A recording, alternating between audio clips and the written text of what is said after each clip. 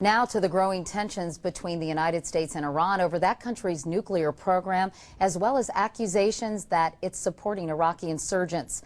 As David Martin reports tonight, the U.S. military is ready to send an unmistakable message to the Iranians. A second American aircraft carrier steamed into the Persian Gulf today as the Pentagon ordered military commanders to develop new options for attacking Iran.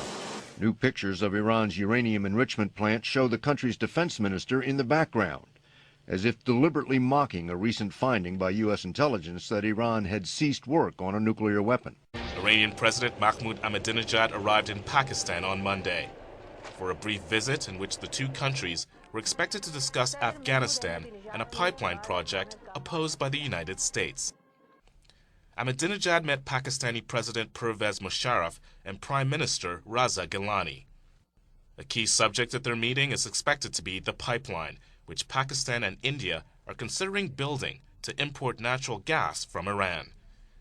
It would run 2,615 kilometers from Iran to India through Pakistan and would initially carry 60 million cubic meters of gas a day.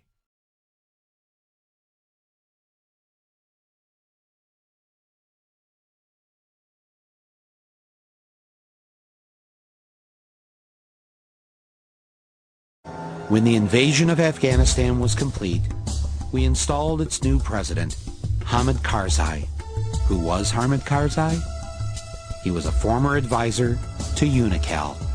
Bush also appointed as our envoy to Afghanistan, Zalmay Khalilzad, who was also a former UNICAL advisor.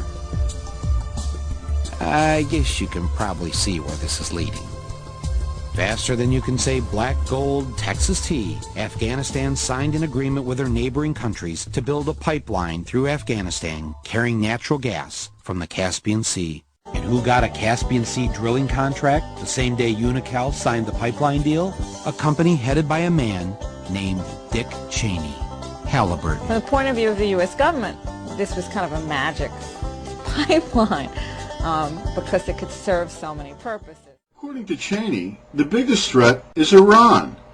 And it's no wonder with respect to this pipeline, because the Iranians have their own rival proposal to lay a pipeline, an LNG pipeline, either in the shallow coastal waters of the Arabian Sea or along a very short land route along the coast of the Arabian Sea. And it would thus provide entree into the market in India.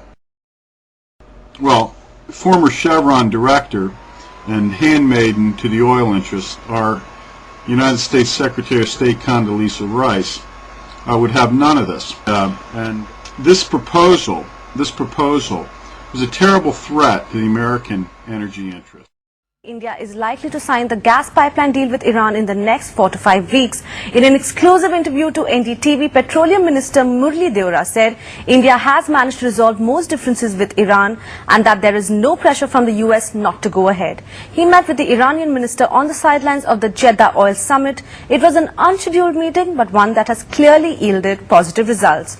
Mr. Deora was talking to NDTV's Shweta Rajpal Kohli. India has revived talks with Iran on the Iran-Pakistan-India pipeline. We have with us the Petroleum Minister Murli Deora. So how was the outcome of the bilateral talks with Iran? We just had a meeting with the Iran's oil minister, and it's not a revival. The talks are continuing. There were some minor problems which are sorted out. There were some issues with Pakistan that has been taken care. Unfortunately, the Pakistan minister changed now. So we have to deal with the new minister who is going to deal with it. And very soon we should be able to sign the agreement between Pakistan and Iran. But in a news conference with local reporters, McCain misspoke in the way he accused Iran of fomenting violence in Iraq.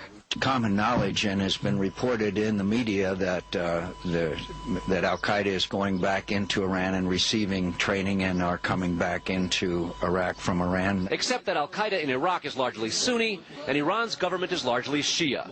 The two sects have feuded for centuries.